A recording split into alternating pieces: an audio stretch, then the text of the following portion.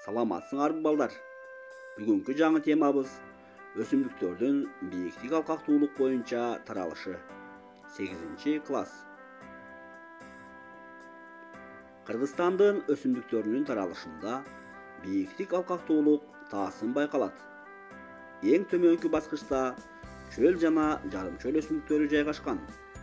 Алар деңиз деңгээлинен 1200-1300 метрге чейин тараган. Ал эми ички бийик өрөөндөрдөгү муздак чөлдөр 3400 метр бийиктиктерде да орун алган. Өсүмдүктөрдүн көпчүлүгү ксерофиттер, азыраак бөлүгү галофиттер. Чөл жана жарым чөл өсүмдүктөрүнүн арасында вегетациялык мөөнөтү кыска эфемерлер жана эфемероидтер көрүнүктүү орунду ээлейт. Таштак топурактуу жайларда тикендүү чөптөр жана сабагына суу чогултуучу суккуленттер тараган. Терминдердин түшүндүрмөсү. Ксерофиттер грек тилинен ксеро кургак, фитос өсүмдүк дегенди билдирет. Жарым чөл жана чөлдөрдөгү узак мөөнөттүү кургакчылыкка чыдамдуу өсүмдүктөрдүн түрлөрү. Галофиттер грек тилинен халс туз, фитос өсүмдүк дегенди билдирип, шор топурактуу жерлерде кездешүүчү өсүмдүктөрдүн түрлөрү. Эфемерлер грек тилинен эфе үчүн, ана, мера күн деген маани билдирип, жашоо мөөнөтү бир нече жумага гана созулган 1 жылдык чөп өсүмдүктөрдүн түрлөрү. Ал эми эфемероидтер жашоо мөөнөтү кыска, көп жылдык чөп өсүмдүктөрү.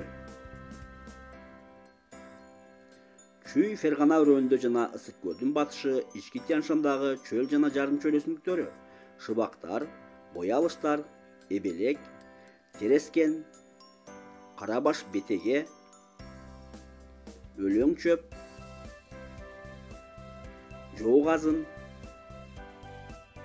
барсагай мөмөлүү сведа, кашкар реомериясы. Талаа өсүмдүктөрү. Талаалар чөлдөргө караганда ным менен жакшы камсыз болушат.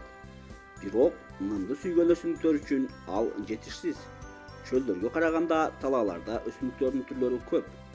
Кыргызстандын аймагында таралган талаалар эки негизги типке бөлүнөт: дүңгөлүү жана саванна сымал. Дүңгөлүү талаалар ички жана борбордук Тянь-Шанда, Ысык көл ойдуңунда, Кыргыз Ала тоосунун капталында, чоң жана кичи кеминде, Талас жана Алай өрөөнүндө кездешип, басымдуулук кылган өсүмдүктөрүнө. Бетегелердин түрлөрү. Крыловдун сулусу, ак кылкан, Колпаковский чекилдеги, Каспияз, Түркстан ыраңы, Астрагал, Байчечекей, Тилогростис, Сары кастаман, кадимки кастаңдай жана тармалчөп кирет. Фергана өрөөнүнүн тоо тектериндеги талаа өсүмдүктөрү өзгөчө шартта өсүп өнүгүшөт. Вегетациялык цикли саваннага окшош болуп, жазда жана жайдын башында дүркүрөп өсүп, жай ортосунда куурап калат.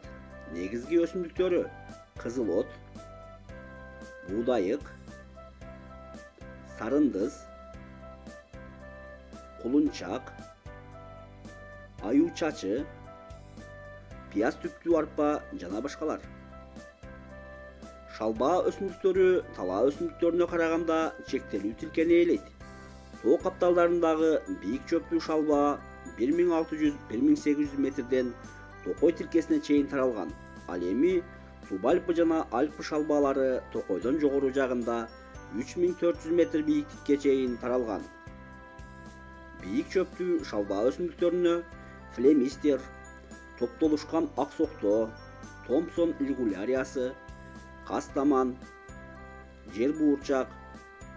Ал эми субальпы жана альпы шалбаасынын өсүмдүктөрүнө шимүр, кыска түтүкчөлүү чекилдек, анемона, жыттуу ботокөз, Семенов пиязы, түктүү тогуз төбөл, мамыр чөп, уу коргошун, доңуз сырты, эңирчек жана башкалар кирет.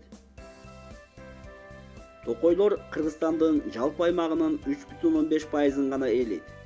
Токойлордун мааниси кыртышты сактайт, тоо капталдарын гравитациялык процесстерден сактайт, нымды сактап, суу балансын жөнгө салат, рекреациялык мааниси чоң.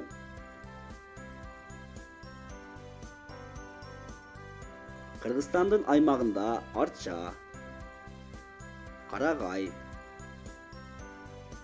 жаңгак мөмө, көк карагай, тал терек жана кайың токойлор тараган. Таралуусу боюнча эң көп аянтты арчалуу токойлор ээлейт. Экинчи орунда карагайлуу токойлор. Ал эми жаңгак мөмө токою дүйнөдө теңдеши жок уникалдуу токой болуп саналат. Жайгашуусу боюнча карагайлуу токойлор Ысык көл өрөөнүнүн айланасында, Кыргыз ала тоосунун чыгышында, Кемин өрөөнүндө, Нарын жана Атбашы тоолорунун түндүк беттеринде, деңиз деңгээлинен 1800–3100 метр бийиктикте жайгашкан. Арча токойлорунун басымдуу бөлүгү түштүк Кыргызстандагы Алай, Түркүстан, Фергана, Чаткал кырка тоолорунда деңиз деңгээлинен 2800–3000 метр бийиктикте тараган.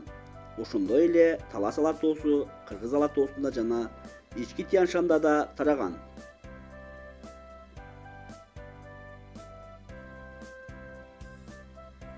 Жаңгак мөмө токойлору неоген мезгилиндеги торгой флорасынын калдыгы болуп эсептелинип, жер шарындагы табигый эң чоң аянтты ээлейт. Фергана жана Чаткал тоолорунда 1400–2200 метр бийиктикте жайгашкан.